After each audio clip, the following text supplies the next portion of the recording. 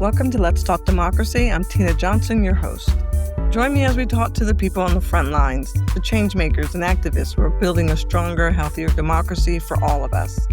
Whether you're looking for expert advice, a new perspective, or just a little inspiration, this is where you'll find it. Today, we're exploring a different kind of democracy, one that has yet to be realized, a dream for which citizens are actively struggling.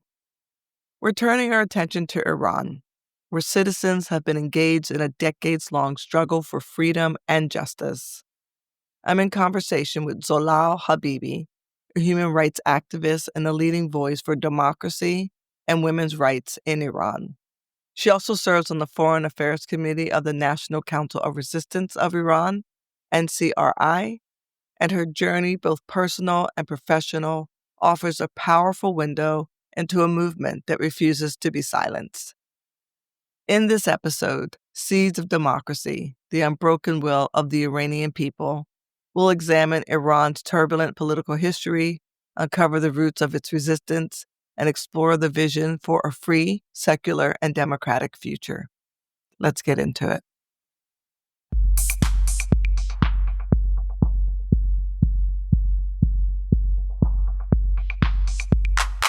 Hi, Zolal. Thank you so much for joining me today on Let's Talk Democracy. I'm really looking forward to our conversation today. Hi, Tina. It's a pleasure to be with you, and I'm glad to have the possibility to speak with your audience. Yeah, I wanted to jump in with this framing question around Iran's long history of political and social upheaval, looking back from the Constitutional Revolution of 1906, the Islamic Revolution in 1979, and then you have the Green Movement in 2009, and then the most recent movement of women life freedom movement of 2022 to present. And each of these movements and moments have planted seeds of democracy, even when they've been violently suppressed and severely, I would call it a severe blow to the humanity of a very strong community of people who believe strongly in human rights. And I wanted to ask you a personal question around all of this in this context, because you've dedicated your life to advocating for a free, secular, and democratic Iran. And so I wanted to start with what motivates you personally to take on this struggle within this big context of the Iranian story. Well, that's a good question, and I think maybe it's the best way to enter this complex issue. The reality is that, unfortunately, I'm from the generation that has never had the possibility to see Iran. So my parents came to the US before the revolution as students. But I got introduced to the human rights situation in Iran really early on because of my father. My father was a prominent writer and a human rights activist. Iran was always a part of my life. I still remember, even if we go back to when I was even 4, the wish I made for my birthday cake was for Iran to be free. And that's something that has always been a part of me. So I grew up with that value of aspiration to see a free Iran. And that really shaped who I was and what I did. Particularly that the major impact was the fact that when I was 7, my father was killed by the Iranian regime in the summer of 1988.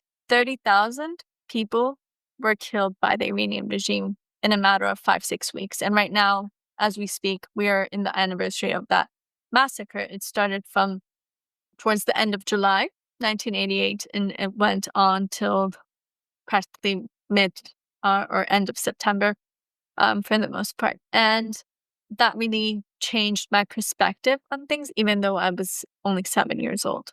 And I learned that the Iranian regime's atrocities see no borders. The regime needs to shed, unfortunately, blood to be able to keep itself afloat and to spread fear in society. So that was something that was always with me. I always knew that my dad and the 120,000 people who have been killed for freedom in Iran in the last 46 years, 47 years. They hadn't given their lives in vain. This is the price for freedom. This is the price. No one's going to hand us freedom in a silver platter, and we have to pay a price for that. And so I grew up with that concept in my mind. Then fast forward summer of 1999, I had gotten a full scholarship to go and study optometry. That's what I wanted to study. But then in July 1999, there were student uprisings in Iran.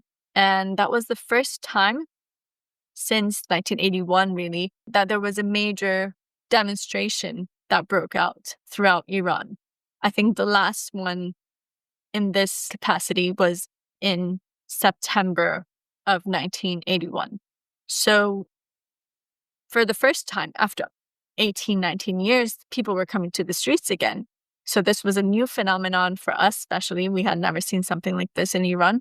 And they were from our generation. They were students. They were people in their late teens who were taken to the streets. It was the first time that things like this were being reported, because back in the 1980s, there wasn't this type of communication. I remember back then, also the communication, we didn't have internet, but there was like CNN back then, and it was broadcasting. And I remember watching that, and I kept on thinking, what is your responsibility here? Are you going to just be sitting here and watching from afar while they give up their lives? Or are you going to be doing something? What is your responsibility?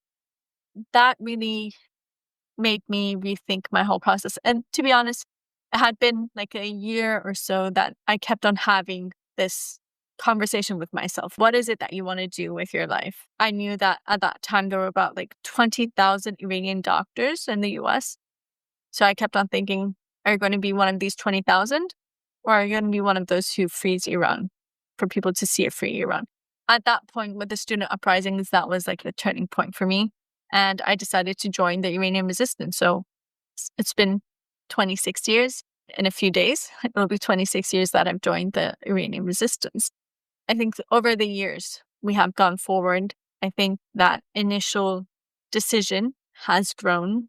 Everything that I've seen, everything that we've experienced, I've realized step by step how important that decision was. And I think that decision is stronger than ever today. And right now we are in a situation that we see Iran is on the verge of change. After 120 years, you pointed out the 1906 constitutional revolution. In a few months, we'll be marking the 120th year.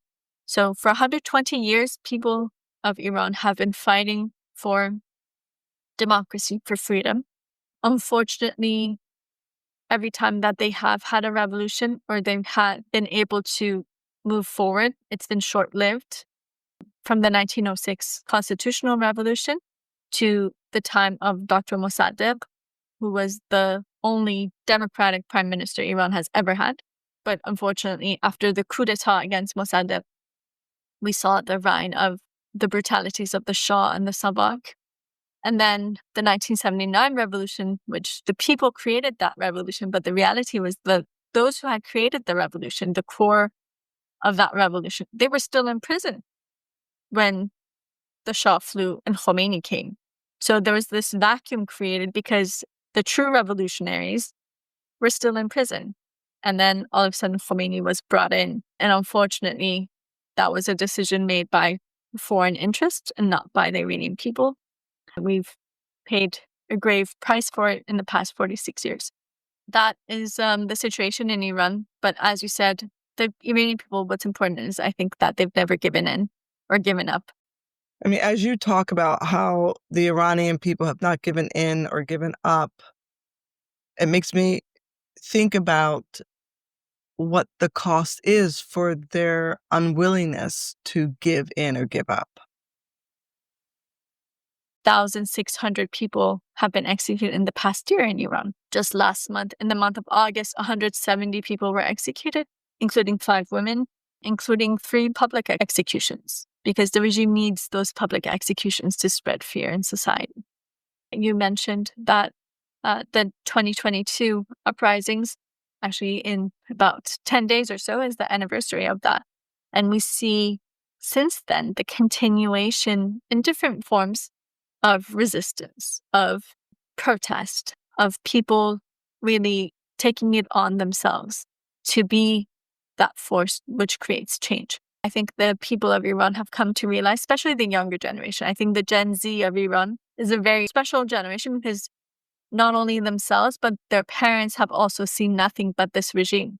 So they know that if we keep on staying silent just to safeguard our own lives, this is going to continue.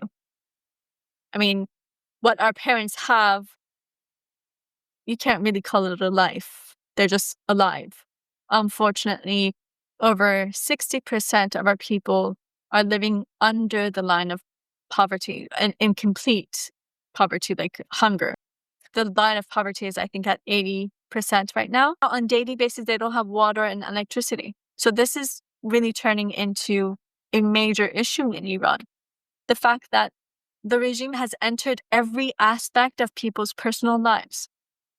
When you want to apply for a college or university in Iran, aside from all the testing and everything, you have to pass an ideological test. And now, since this year, one of the criterion is that they check your Instagram account and your social media accounts to make sure your positions do not oppose that of the regime.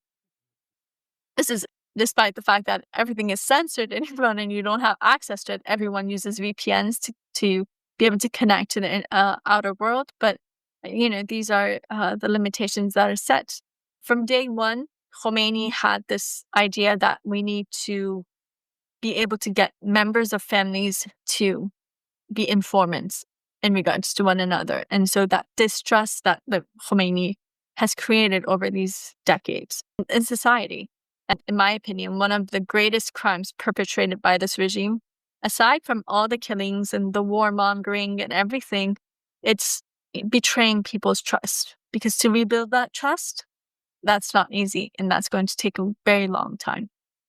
There are two slogans, one from 2009 and the other from 2022. The first was, where is my vote? Brought out mostly the urban and educated professional people. And then you have the women life freedom movement, and that mantra is woman life freedom. And I think that in what you were just sharing about the historical context and the reality that people are living under within the Iranian theocracy regime, right? It's the Islamic State, is that the idea and the desire for freedom for people culminates around the injustices they feel. And again, continuing to be willing to put their bodies on the line for freedom and for what they believe allows them to have a democratic voice. And I think something for me that is really interesting is how willing the Iranian Islamic State is, how willing it is to kill its own people to maintain control. And I wanted to ask this question of you, because I believe you've probably put a lot of thought into this because of you're part of the resistance. But why does the regime fear its own people so deeply and their desire to have this free, secular, independent Iran? People are looking for the excuse to be able to come to the streets, to be able to create complete change. So the goal has always been regime change for the Iranian people. It's never been reform or anything like that because we believe a viper never gives birth to a dove, right? Like Mousavi, who was the candidate against Ahmadinejad in 2009, first of all, they were both from within the system. Mousavi was the prime minister during the 1988 massacres. So it wasn't like that he was someone with a clean slate. No, it was just if you find a rift between the regime, you need to be able to concentrate on that and use that. And that's what people did. Or like, for instance, 2022, with the death of Mahsa Amini, it's not the first time that something like this has happened, but to use that possibility, or just about 2 years before that, it was the hike in the price of fuel. Overnight, people came to the streets. That was actually like the largest or greatest uprising in Iran in recent years. The only thing was that it was very short because the regime cut off internet. And then within 3 days, they had 1,500 people killed to be able to stop those protests. With 2022, when it came around, the regime knew they can't do that anymore. And that's why it took a lot of time for them to be able to curb and control the protest. And they had to use different means because they were under a lot of pressure in regards to the 1,500 people who had been killed in the previous uprising. So, they had to change their methods. So the people of Iran also had to change their methods. So this is a continuous fight. Right now, what's interesting is how the slogan, Women, Life, Freedom, has evolved. And now people in Iran are saying, woman, resistance, freedom. Because if we want to reach that freedom, it's through resistance and not being passive. So this is how it has evolved in the past 2-3 years. In regards to why this regime turns to suppression, I think that is every dictatorship in history, because it's not a legitimate regime. They need to keep their power somehow, and that's through suppression, and otherwise they wouldn't be a dictator, right? Because they want to be able to keep their hold on power.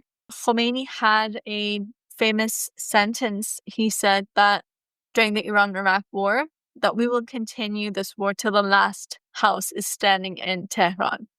The reason was he knew that war meant his lifeline. He was willing to kill everyone. A regime that doesn't show mercy to its own people, they're not going to show mercy to anyone else. That's why Iran is the number one state sponsor of terrorism. But the other part is, this is how the regime has been able to really manage to stay in power. Why are governments hesitant to have a firm policy toward Iran? We're not speaking about war or troops on the ground, just a firm policy on Iran. Why not? Why do they turn a blind eye?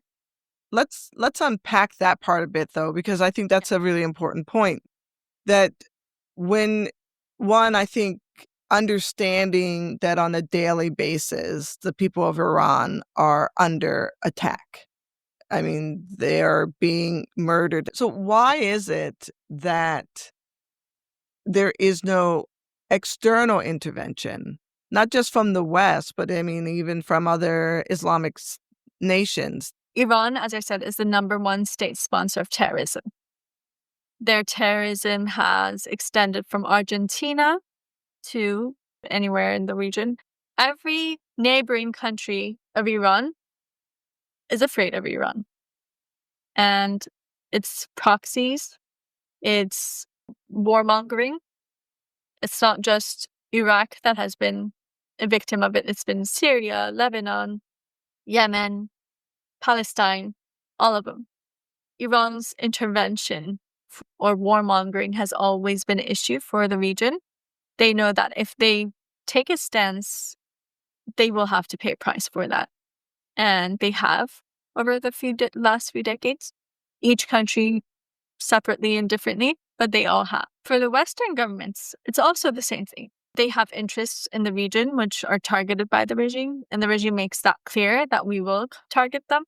We saw the fatwa against Salman Rushdie, the assassination attempt on him. What was it based on? It's a fatwa by Khomeini from back in 1989, and it still stands. We see that last year in Spain, the Iranian regime has given a list of about 150, I want to say, prominent foreign personalities, lawmakers, who are on the hit list of the regime.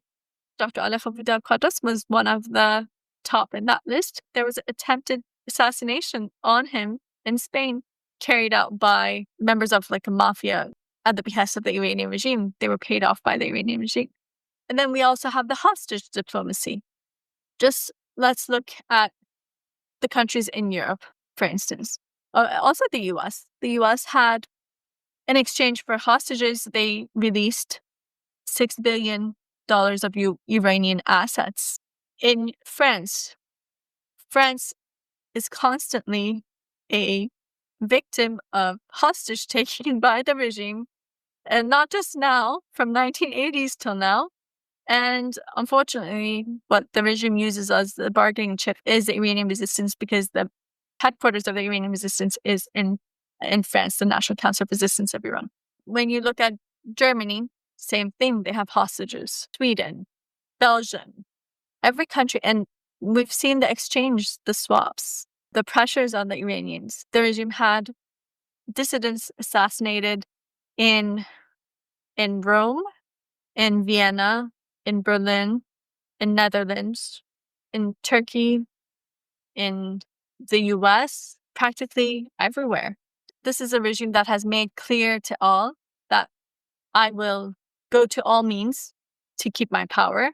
And if you defy me, you will have to pay a price for that. You serve on the Foreign Affairs Committee of the National Council of Resistance of Iran.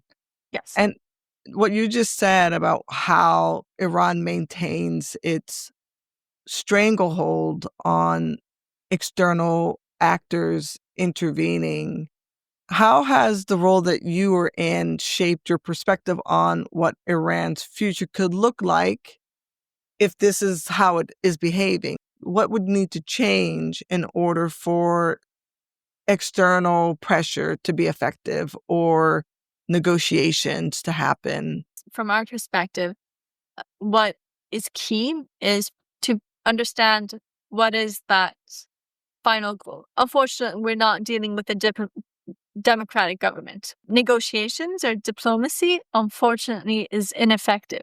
We wish that it was effective. We wish that this regime was a regime that could be reformed. So what's important is to understand that and listen to the solution that is being presented by the Iranian people. Time has shown that negotiations are not effective, so appeasement policy is also not effective. It has also shown, because of the nature of Iran, because of Iran's geopolitical role, because of how large Iran is and how the system works there, foreign intervention is also not effective. Just look at Iraq and Afghanistan and Libya. We don't want foreign intervention. So the solution is not so-called diplomacy that's going to be imposed on the people of Iran. Bombing is not going to bring democracy and doesn't. But we have a solution. The thing is that what it sets Iran apart from all the other countries that we mentioned is the fact that there is a organized resistance movement. The Iranian people have paid a grave price for bringing democracy to Iran. It's a group. What they stand for is not just in writing. They've passed the test of time. For over 44 years now, the National Council of Resistance of Iran has been at the forefront of the fight with the Iranian regime. It has proven that it stands by its principles, and it has shown it in practice. Like, for instance, when they say equality between men and women in the future of Iran, well, you see that in the National Council of Resistance of Iran, the president-elect is a woman. 52% of the parliament in exile are women, and the movement has been led by women for 33 years now. So that in itself speaks for itself, right? I also think that it's important to note the fact that this movement, this resistance, has people on the ground. It has the capability of organizing at an international level. So these are all tests and signs that, they have the capability to bring about change. The fact that we have, in the past year, we had 39,000 activities carried out by resistance units inside of Iran. This is despite the fact that they are being arrested by the hundreds. This is despite the fact that right now, 14 people are on death row for affiliation with the resistance units. This is despite the fact that, very prominent figures in the political prisoners in Iran, they are charged with being members of the resistance units. But despite that, you see it increasing. Their activities increasing, their numbers increasing, and they're keeping the flame of resistance alive. So when you put all of those different aspects together, and the fact that this resistance movement actually has dedicated members, people like myself that have dedicated decades of their lives, but there are people who dedicated like 50 years of their lives, 40 years of their lives to this movement. That kind of dedication, that's something that you know that it can't be for power, because there were easier ways to gain power than to dedicate 4 decades of their life to a cause. And I think that's something that can be trusted. The message of the Iranian resistance, Mrs. Rajabi stated this many, many times. Since 20 years ago in the European Parliament, she stated that the solution to Iran, it's not war or appeasement, it's supporting the Iranian resistance to create that stable change and bring democracy to Iran with the Iranian people. And also what comes after, because that's like the main question that comes after it, is, the people of Iran, they have a very rich culture. Iran was the country that had the first human rights declaration comes from Iran. The people of Iran have shown that they yearn to have a democratic republic in Iran, a secular democratic republic, drawing the line on all forms of dictatorship and tyranny, be it turbaned or crowned, doesn't make a difference. It's time for the people to rule over the people and for the government to be a sovereign state. I think one of the things that's really important to us is, first of all, separation of religion and state. Second, the ballot box needs to be the final criterion, and the people need to be able to have control over that. The third issue is, for the people of Iran, the time has come to be able to have a democracy that they can really rely on, and not to have foreign interests rule over how things go in Iran.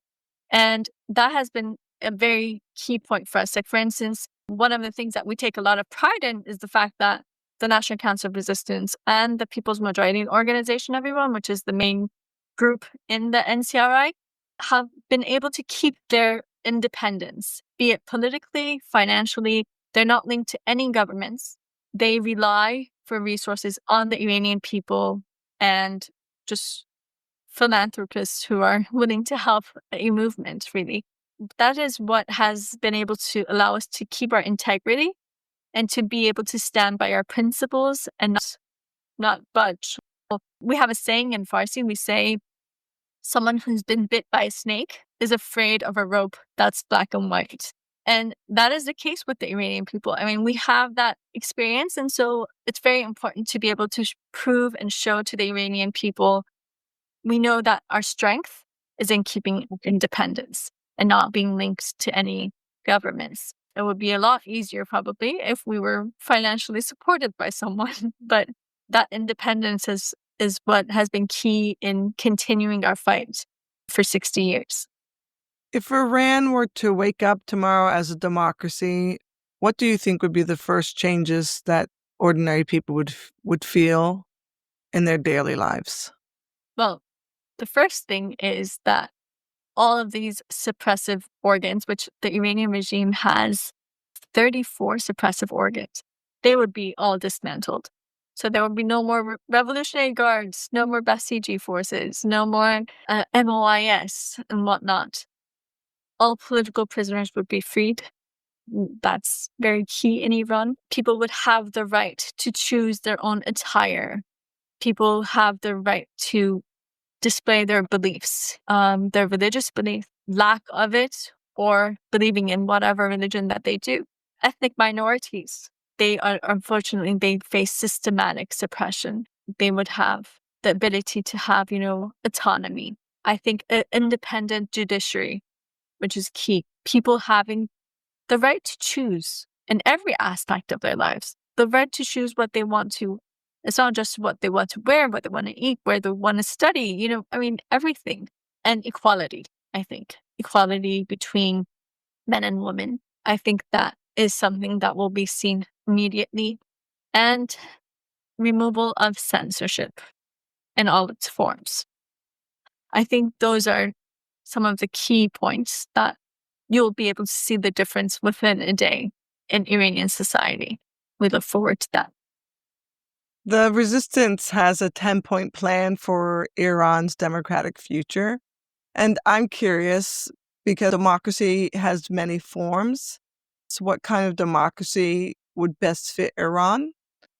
Is it about adopting Western style institutions or building something rooted in Iran's own rich history and culture? Based on the plans of the NCRI, after the overthrow of the regime, there's a transitional government, and an election is held after 6 months for assembly, which that assembly will be writing the constitution. There are certain things that work, and there are certain things that don't. I think those core issues is just having the checks and balances between the separate bodies of the government to make sure that it is responding to the people at the end of the day, that it's held accountable. Accountability, I think, is very key in ending impunity, because impunity is what leads to dictatorships. So I think that the independent judiciary is key. An independent system of parliament is key. And also just having those three branches in place and properly working. I think that the type of government at the end of the day is going to be decided by the people and the constitution that they will vote on. But I think that there are a lot of governments or countries that we can learn from. Like, for instance, Switzerland. Everything is put to election there. Everyone gets a vote on everything. I think that's a beautiful system. Or the education system in Norway. This is something that needs to be worked on, so that that assembly is going to be doing that to come up with what is the best roadmap ahead. I think what's important is that it'll be a secular democratic republic. Those are like the three key principles, I think, that we need to make sure that we see fall into place. It's interesting because there's the external work that's being done by the resistance abroad that's connected to the resistance that's internal within Iran.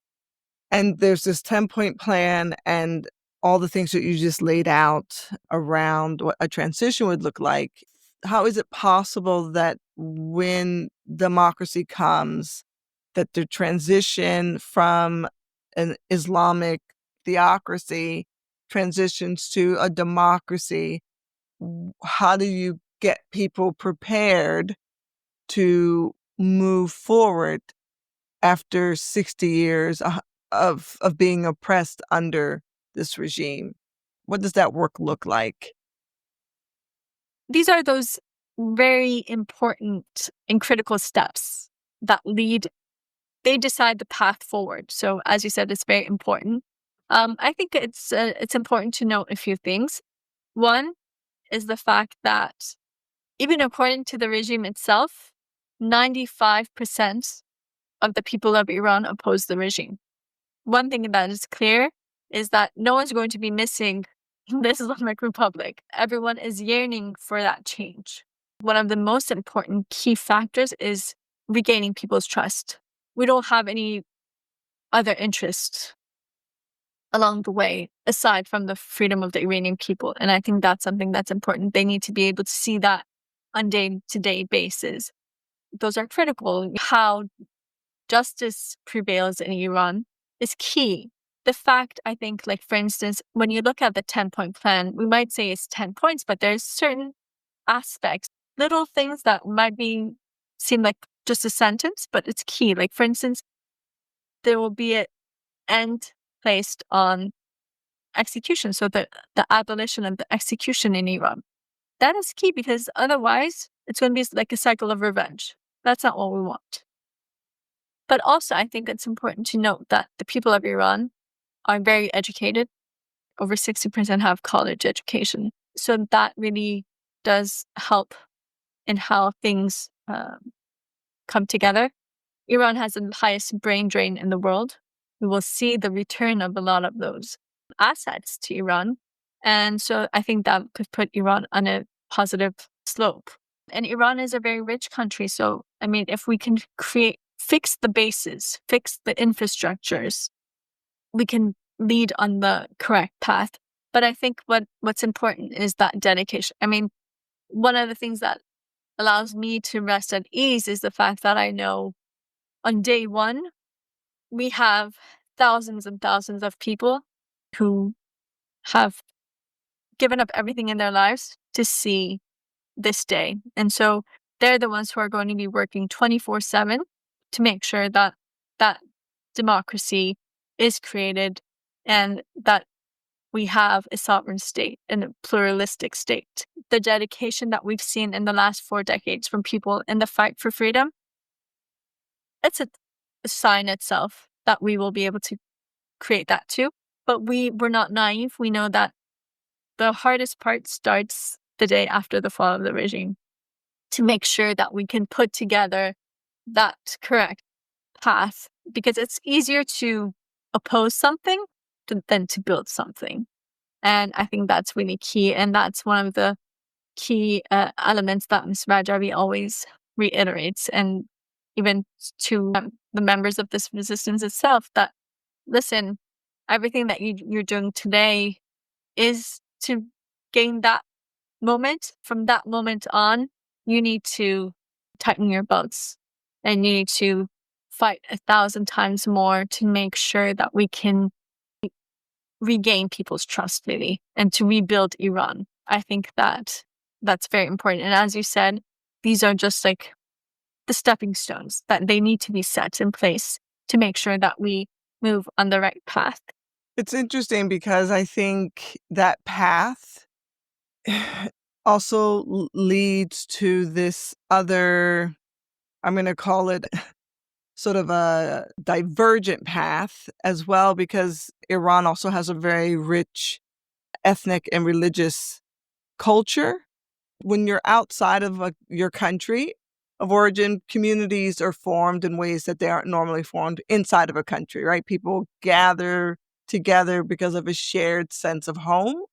And I'm wondering how you see democracy addressing the cultural, religious, ethnic differences that do exist, even if you didn't have an Islamic state, and bringing together the communities that obviously have been brought together because of the resistance, but bringing them together in Iran to be able to accomplish a democratic process that does do what I thought was really important: bring together people to feeling a sense of equality, not being discriminated against because of their religion or their ethnicity. I believe this is part of the 10-point plan, right? Their sexuality.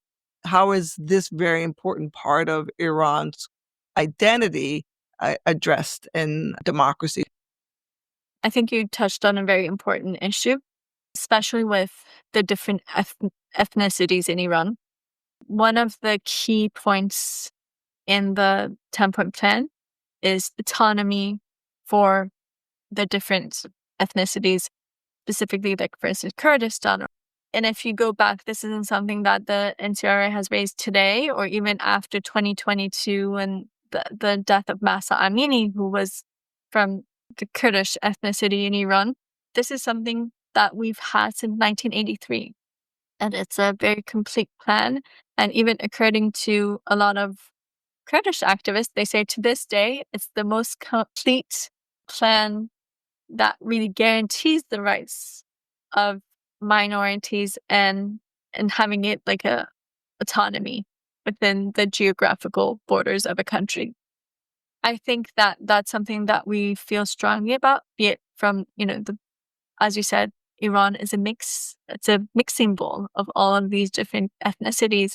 That we have the Turks, we have the Kurds, we have the Baluch, we have the Arabs. We have a lot of different cultures. And I think it's very important to, first of all, guarantee their autonomy and their freedoms. Also, when it comes to religious minorities, or even everyone, I think we have a complete plan in regards to religious freedoms and the future of Iran. The People's Mujahideen Organization, the PMI-MEK, despite the fact that it has an Islamic ideology or beliefs, but it's the number one group that called for a secular democracy in Iran and the National Council of Resistance. And actually, that's why the fallout with Khomeini came from there. Because from day one, the leader of the MEK said, this is 4 days after being released from prison, and a few days before Khomeini came into power, he said, long live the democratic revolution of Iran. And that's where he said, we revolted for freedom. We did not revolt for Islam, even though we're Muslims ourselves. So that's why we saw, like, for instance, back in 1979, when Khomeini wanted to force the hijab on women. What's interesting is that the first people who opposed this were a Muslim group, the MEK. So they were the first to oppose it, give a statement, and they were the ones who actually protested against it. And they actually protected the women who didn't have a hijab to make sure that they're not targeted, they're not beaten, because they said, first of all, this is not Islam. One of the most important verses in the Quran, it says, there's no force in religion. So you can't rule based on that. It's supposed to be people's choice. And it's out of your personal aspiration to follow it or not. I think it's more than equality. If equity is important here, and that's something that we stand for, be it when in regards to equality between men and women, be it in regards to minorities. I think that's something we need to take in consideration, especially since for 100 years, these are the parts of society that have been suppressed the most. You need to take that into consideration. You can't just say, well, okay, fine, everyone was suppressed under the mullah, so let's start a clean slate. No, these people have been suppressed systematically more than everyone else. So you need to attend to that. You need to address that. You need to, provide for them. And I think that's very important in the future of Iran. How do you think democracy in Iran will come about? Does it come through gradual reform?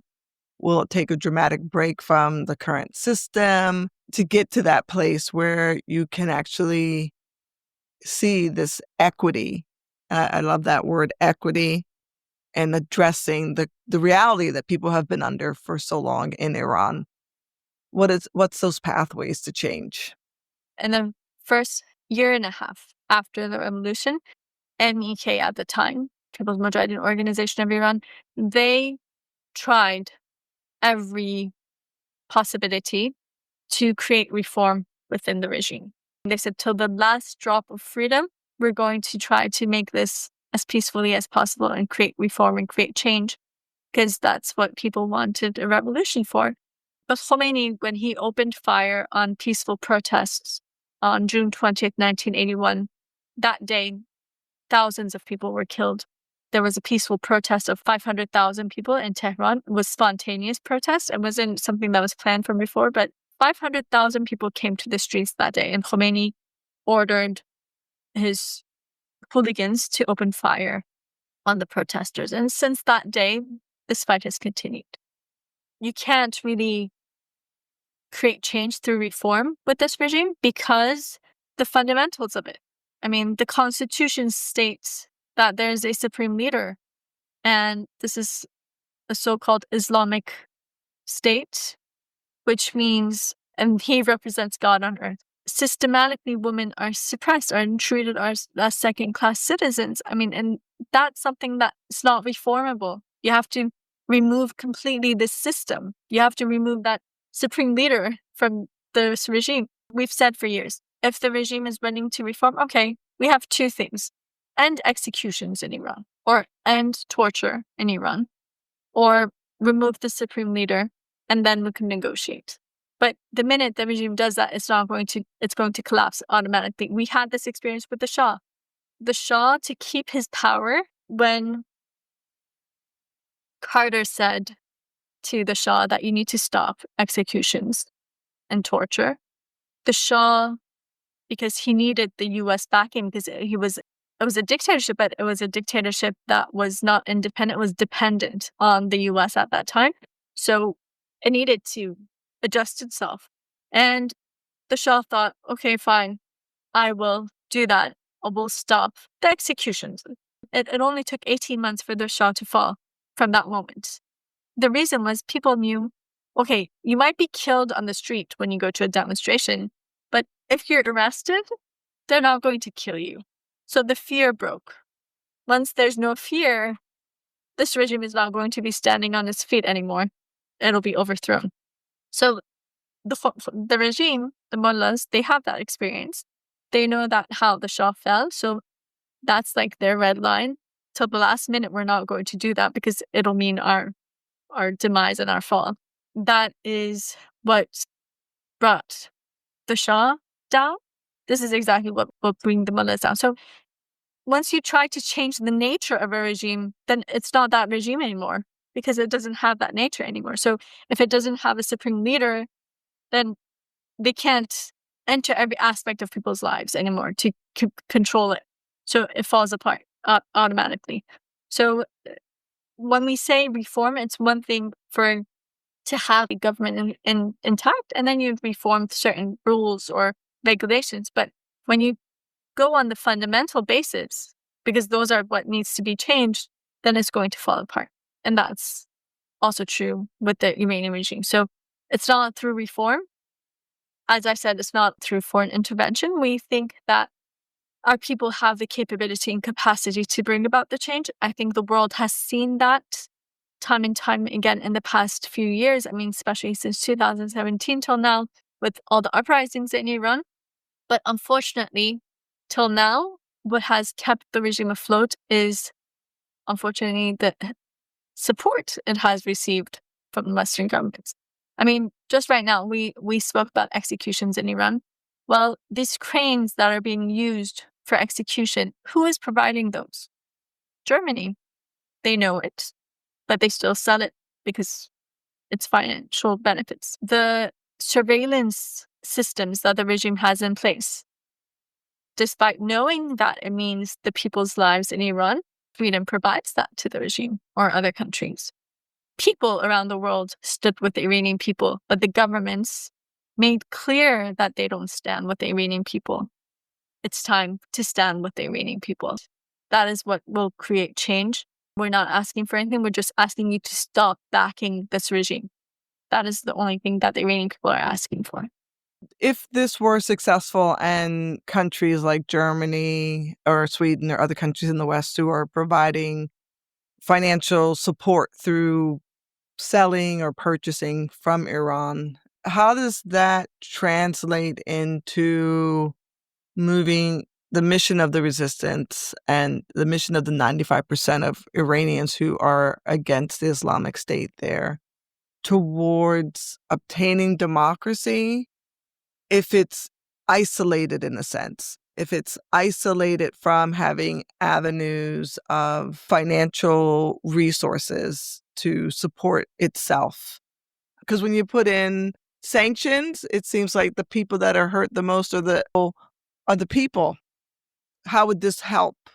How would this apply enough pressure to move the ball of democracy further? I think it's not only the financial aspect, it's also like the political aspect of it too. You know, what those green lights that they give behind closed doors or with lack of positioning themselves. Like, for instance, where are those countries condemning the atrocities being perpetrated by this regime? Why the silence? That silence is a green light to the regime that, okay, I could get away with this. And we've seen that throughout the years on different issues. I mean, But I have I wanted to yeah. clarify something with you, but I know earlier in this conversation, something that you brought up was the fact that for many Western countries, it is the fact that they are the largest state-sponsored terrorist country and the threat that your country will be attacked, your citizens will be kidnapped. How do you get around the reality of what Iran is willing to do? Because it relies, as you said so poignantly, relies on fear, not only internally on its people, but externally to other nations. So when you're silent, you do give a green light. I 100% agree. But then also, if you do come out and condemn and they put a fatwa on the head of someone in your own country, how could countries specifically be more direct in their unwillingness to support the political, financial need of Iran and still protect and uphold their systems of safety and security. Yeah. I think that what we have seen over the years is that the regime understands foreign policy. In fact, like for instance, just look in Europe right now, the European Parliament and many of the parliaments, the British Parliament, many have asked for the IRGC to be blacklisted, placed on the terrorist list. It has not been done. So that sends a message to the regime that they're not willing to cross that line yet.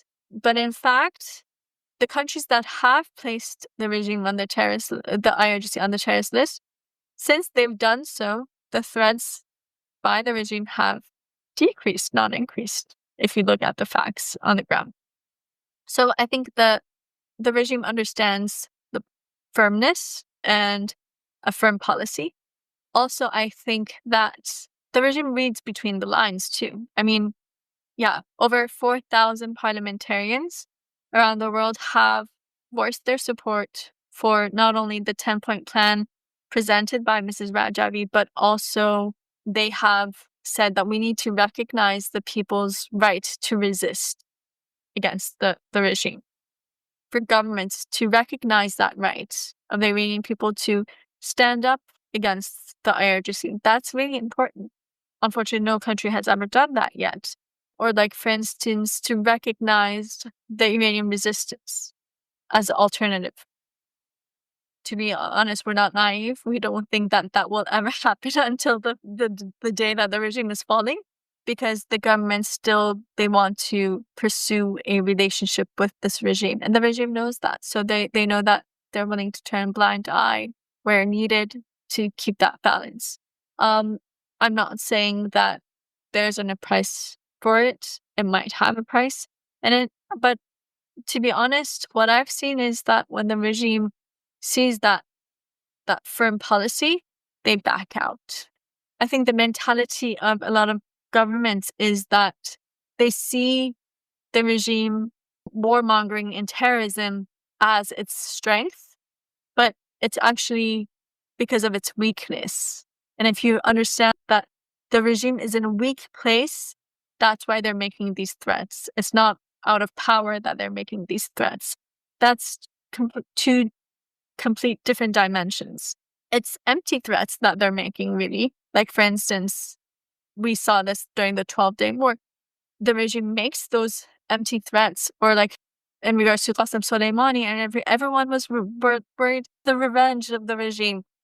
There is no revenge because the regime is in a very weak position, in a weak state. It creates a lot of, clutter, but it's really not in the position to actually be able to implement that. And I think that's really important to understand and realize that the regime is in a weak place. So that's why it's effective. Maybe if the regime was not in a weak position right now, it would be different. But it's in a very weak position right now. So we need to take that into consideration and understand that. I think once we have that understanding, we could look at things through a different lens. I think that's where we will see a change in policy. And in regards to what you said about sanctions, the reality is that the Iranian people actually support the current sanctions because Iran's economy is in the hands of a few that are living lavish lives in the IRGC. The infrastructure, everything is in their hands. The people of Iran are living under poverty, as I said. So they're not affected directly by the sanctions, but they know that their regime is being crippled by it. That's why they actually support sanctions on Iran. The sanctions aren't like food for oil type of sanctions. They're smart sanctions. So it's not really affecting the people. That's the narrative that the regime tries to feed, to say that the innocent people who are being targeted, they try to lobby for that, or that messaging. So it sounds like international solidarity, when done in a way that actually directly benefits not just sort of the political moment, but benefits the political resistance that you all are putting up against Iran, that it actually has a role to play in supporting the work that you're all doing, instead of simply kind of the countries that are unwilling to do that in a meaningful way, trying to avoid the elephant in the room, so to speak, by saying, hey, we're doing all we can from this perspective, but we're unwilling to do the very thing that needs to be done, which is to call a thing through policy. I wanted to talk before we wrap up on the role of women in the resistance and their leadership in creating a democratic Iran, both in Iran and globally, because I do think it's really important for people to know that this struggle is being led by a lot of incredible women. And I wanted to ask how the women's leadership has shifted the narrative of resistance, both inside of Iran and globally. I think the world saw in 2022 the role of women in Iran, but that wasn't something that came about overnight. It's something that's been brewing for years. Um, the resistance, the MEK, annually, they would look at the previous year and try to come up with like a report on the previous year of resistance, how it's going and whatnot. And in 1984, when they were making that review, they realized something. They realized that despite the situation in Iran, which makes it extremely difficult for women to be active because they are systematically, you know, um, targeted, and not just in the political realm, but even culturally. People were used to having political prisoners, but for your daughter to be a political prisoner, and then the thought of the tortures that they're doing on her and things like that was like a taboo for the families, something that they really didn't want to address. But the reality was that these brave women, many of them teens, or in their early 20s, they were the whole resistance. They were the face of defiance in face of this regime. They were the ones who were stronger, more steadfast, even though they were facing way more severe tortures and things like that in prisons. And so that resistance was something that really caught the eye. But despite all the sacrifice that they were making, despite all the hurdles that they were overcoming, they weren't really represented in the leadership of the movement. And that is one thing that they realized. And so immediately there was a change made. And they realized because we have this belief, because as I said, we are a group that moves forward with its principles. And so the key principle that we have is the people's equality. And then to see that we might have those prejudices in ourselves, that was maybe something that startled everyone in the movement. So they decided to overcome that. And they said, this is where you need to create equity. Women are that force for change, because it's like a spring. The more that it's suppressed, the more energy and potential it has to jump when given them that possibility. And so with that, a shift began in this movement. And Mrs. Rajavi actually is the one who's really the person behind this shift, and to bring women on top. And she was the one. And what was important, it wasn't that she was chosen herself by the movement, but then it wasn't just, she wasn't like that one person only. She created a whole line of female leaders. We've seen that every 2 years, the Secretary General of the PMI is elected. And since 1991, it's been women to this day. So for the most part of the history of this resistance, it's been led fully, entirely by women, capable women. They've broken all, glass ceilings. They've overcome the test of different obstacles and things that really are unprecedented in history, I think, when you look at it in all dimensions, be it on the political front, be it in the military even, be it in social front, everywhere. and they've shown their capability and their capacity. I remember at the time when this became like something mainstream in the resistance, I was 12 at the time.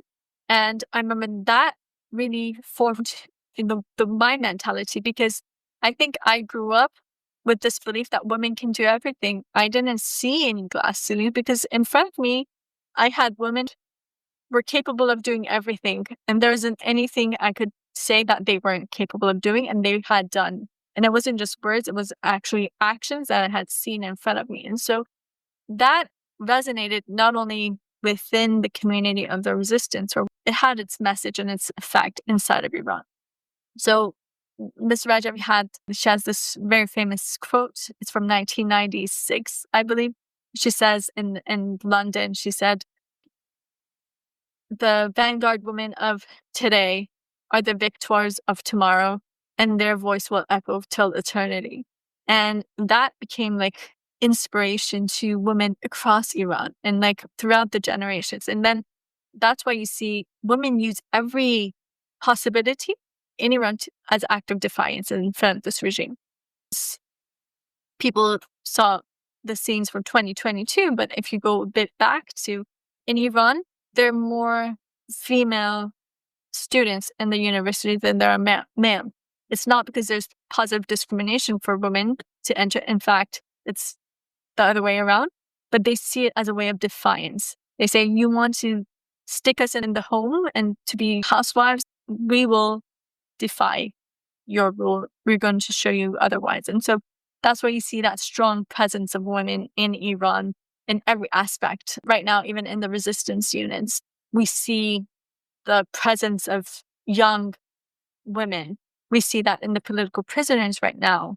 Even the Tuesdays against executions in Iran, you see that the female political prisoners are like really active in that, and they are that voice.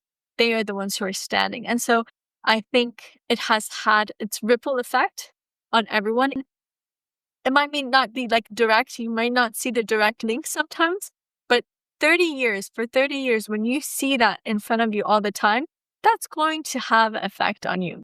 But what's important about this movement is that they changed that whole view and the lens that they look at women.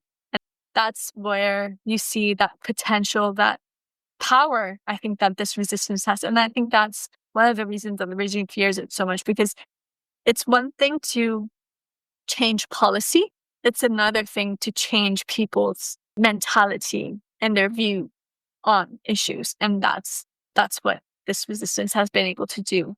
And I think that is what gives us so much power to be able to overcome some of the greatest obstacles that any movement has faced. We've been able to do that. You've been in the resistance for 26 years, and with all of the setbacks and challenges, what keeps you personally committed to this struggle? I think there's a lot of things actually, but if I want to formulate that, I think that I have evolved as a person, step by step, with understanding how humanity works. I think on a daily basis, a lot of us, we have a lot of ideals, values, principles that we would like to stick to, but it's comparted in different parts, right? I think for me, what's been important is that I can move forward and based on my principles and for those values and work towards that final goal, which is gaining the freedom and democracy for the people of Iran. But it goes a lot further than that, to be able to see a society where everyone is treated equally. And that's like the ideal for me. And I think that step by step, I think I have learned more and more about true human nature and how we can fight that, how we could fight egotistical viewpoints that we have enshrined in us in society and overcome those. That has really, it's very emancipating to be able to move forward with that. So I think that has been one of my ambitions. But the other thing is just seeing the pain and suffering of our people, and the fact that whatever we can do to make that suffering and pain less, even by a minute, we need to do that. If it means whatever is needed to stop even one execution. I always grew up thinking that with this mentality that um, if we are able to, with our activities, overthrow this regime one day earlier, that's at least six lives saved, at least, because that's how many executions are carried out every day. That's aside from all those people who are suffering day to day, being executed, killed in the streets. I mean, suffering, all of that. But to put an end to that pain, I think that gives me a lot of inspiration. And also, I think that our people really, they deserve so much more. And if I can be a small part of that, to be able to give that to our people, that is, I think, the greatest achievement of my life. It might seem that I've made a great sacrifice in my life, but I think that I was the number one person who's gained from it on a daily basis, and I am gaining from it daily. And so I'm grateful to have this opportunity to be alive in a time in history that I have this opportunity to be a part of this movement, because I think that there are a lot of people, like millions maybe around the world, they were not in a position to make that kind of decision or to be able to play that kind of a role in the history of their country or mankind. So I'm grateful to have that opportunity and to be able to dedicate my life to a cause that maybe could create a continuous impact on humanity. If there was one concrete action for people to take to support the Iranian people's fight for democracy, do you have a suggestion? I think that across wherever you are, there we have a lot of networks. First of all, raising awareness, become more aware of the issue and try to see where you can help. So if you reach out, connect, and become active, that could be very helpful. You can also reach out through the social media or websites of the resistance, and also the organizations who are active in this regard. So the NCRI is one that you could reach out to. If you're in the US, you could reach out to OIAC, OIAC. It's the Organization of Iranian American Communities there. In Europe, there's APA. It's the Organizations of Iranian Communities in Europe. And also, as I said, the National Council of Resistance of Iran or Iran Freedom Network, wherever you are.